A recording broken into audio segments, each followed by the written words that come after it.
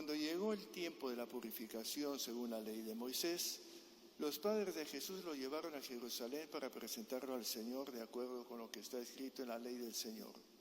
Todo primogénito varón será consagrado al Señor. Para ofrecer el sacrificio, como dice la ley del Señor, un par de tórtolas o 2 pichones. Vivía entonces en Jerusalén un hombre llamado Simeón, hombre justo y piadoso que guardaba el consuelo de Israel. El Espíritu Santo moraba en él. Había recibido un oráculo del Espíritu Santo que no vería la muerte antes de ver al Mesías del Señor. Impulsado por el Espíritu, Simeón fue al templo. Cuando los padres de Jesús entraban con el niño, para cumplir así con lo previsto por la ley, Simeón lo tomó en sus brazos y bendijo a Dios diciendo: Ahora, Señor, según tu promesa, puedes dejar a tu siervo irse en paz, porque mis ojos han visto a tu Salvador, a quien has presentado ante todos los pueblos, luz para alumbrar a las naciones y gloria de tu pueblo Israel. El padre y la madre de Jesús estaban admirados por lo que se decía del niño.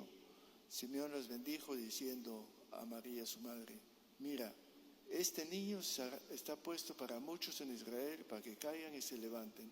Será como un signo de contradicción, y a ti una espada te traspasará el alma. Así quedarán al descubierto las intenciones de muchos corazones. También había una profetisa llamada Ana, hija de Fanuel de la tribu de Aser. Era una mujer muy anciana. De jovencita había vivido 7 años casada y luego viuda hasta los 84. No se apartaba del templo día y noche sirviendo a Dios con ayunos y oraciones. Acercándose en aquel momento, daba gracias a Dios y hablaba del niño a todos los que guardaban la liberación de Jerusalén.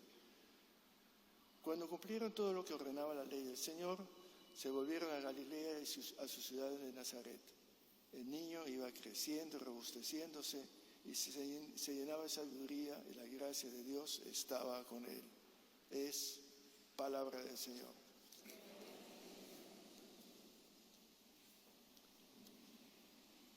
La fiesta de la presentación del niño en el templo, como hemos escuchado, que no hace más que cumplir con las leyes y las observancias y tradiciones judías de los 40 días del nacimiento.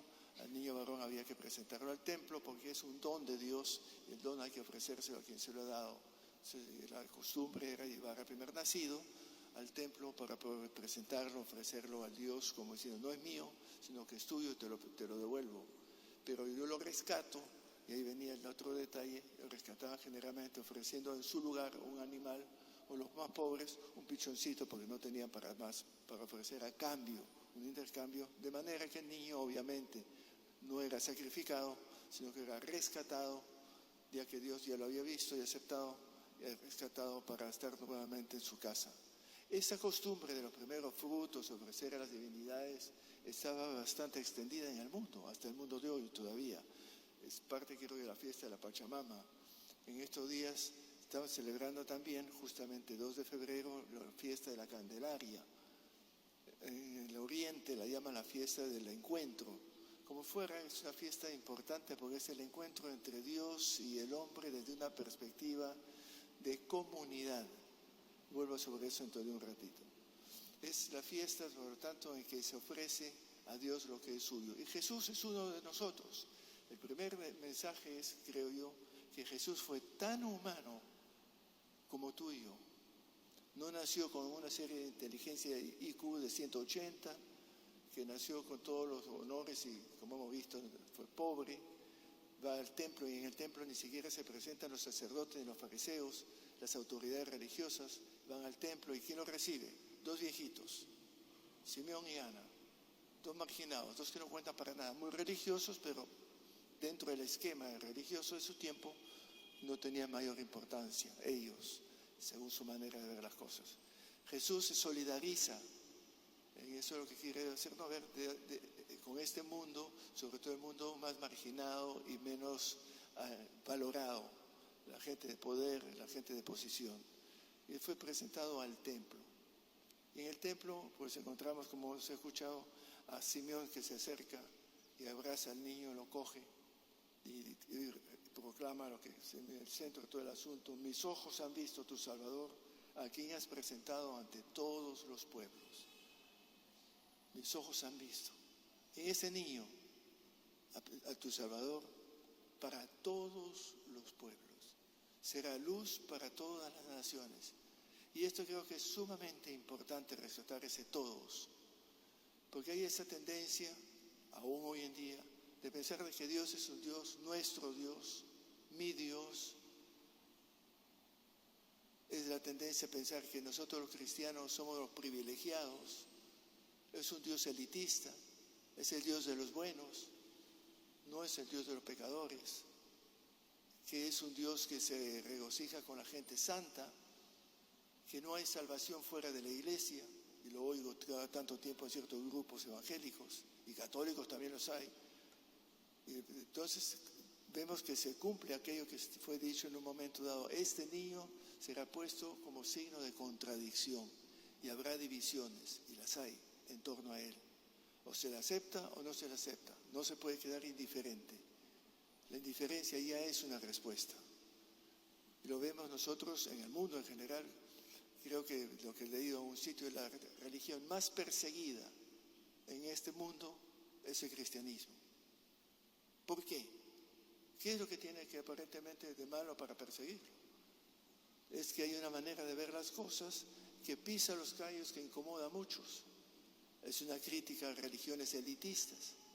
Es una crítica a una visión de que lo más valioso de este mundo es el tener, el poseer, el estar encumbrado, el tener grandes éxitos.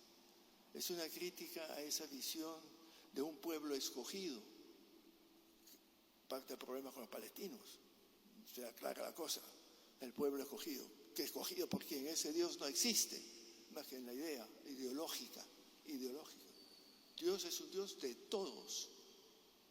Dios universal. La primera lección en esta escena es precisamente esa, que este viejito lo coge a este niño y dice: este niño, un niño no tenía valor en ese mundo. Ese niño, sin embargo, será causa de contradicción y de divisiones. En este niño está la salvación, la liberación de todo aquello que nos impide vivir como pueblo de Dios común, unitario, sin que nadie quede excluido. Justamente en la tarde recibí una llamada, dice: yo soy agnóstico, pero tengo un problema. Tengo un familiar que tiene un problema de adicción y está pensando en suicidarse.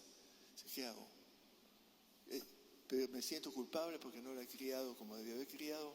Ese sentimiento de un Dios que solamente se compadece de los que son buenos. Nos hace ver en este pasaje tan extenso, sin embargo, que Dios es un Dios para todos, es luz para todas las naciones. Ahora, cuando se enciende la luz, lo que uno puede hacer es apagarla o cerrar las ventanas y que no pase la luz al cuarto. Pero se trata de luz para todos, y ese todos es lo que quiero subrayar justamente en este pasaje. Nosotros, me pregunto, ¿es que nos presentamos ante Dios como los buenos, los que cumplimos con la ley? ¿Rendimos pleitesía quizá al Dios dinero en los templos de nuestros bancos, en las oficinas de negocios? ¿O nos presentamos nuestra pleitesía al Dios del consumo en los templos de los grandes almacenes y los grandes centros de comercio, con el ritual del shopping? ¿O nos presentamos ante el Dios de la estética en los templos de los gimnasios, de las boutiques de moda, entregados ritos de cuidar nuestra imagen? ¿O se presentan al Dios del poder, creerse omnipotentes, padres de la patria por encima de todos y de todo, acumulando fortunas inmoralmente y protegiéndose con leyes que promulgan a su favor, que son injustas? ¿O se presentan al Dios trabajo, entregado cuerpo y alma a chambear, workaholics, sin tiempo para nada ni para nadie, sin tener ojos, ni oídos, ni corazón para otra cosa que no sea el trabajo? Reflexionemos. ¿Merece la pena acoger al Dios de Jesús, el Dios de los sencillos, el Dios que nos libera de nuestros complejos y temores, el Dios del amor, el Dios compasivo, el Dios Padre y Madre? Pidamos en esta Eucaristía al Señor que nos ayude a presentarnos y a hacer ver que ese Dios de Jesús es el que merece la pena ser acogido en nuestros brazos.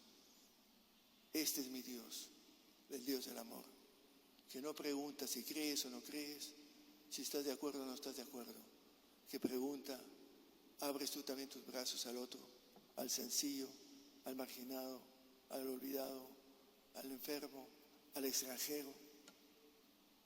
¿Es un Dios de la salvación selectiva o de la salvación universal? Yo tengo problemas, lo he dicho más de una vez, yo tengo problemas con esa religión sectaria. Me decían, no puedo ir a comulgar porque no me he confesado. Perdón, y lo digo abiertamente. ¿Quién dijo eso? Ponemos condiciones y reglas que hemos nosotros fabricado. Dios es Dios para todos. Es cuestión de nosotros acercarnos a ese Dios. De nosotros depende. Para eso tengo que dejar los otros diosesitos. El Dios del poder, el Dios de la fama, el Dios de poderosos. ¿Quién es mi Dios? ¿Qué imagen de Dios nos hemos fabricado y tenemos metida aquí en el cerebro? Como decía el Papa Francisco, lo dije en una ocasión, Dios es todo para todos, todos, todos. El que quiere quedarse fuera es cosa de él. Pero la oferta está hecha para toda la humanidad. Jesús vino solidario con la humanidad. El cristianismo es católico en cuanto que es universal. ¿Lo es? No estoy muy seguro. Pidamos en esta Eucaristía que nos ayude el Señor a abrirnos a ese Dios de Jesús. El amor, el Dios de la sencillez, el Dios del cariño, el Dios del abrazo. Que así sea.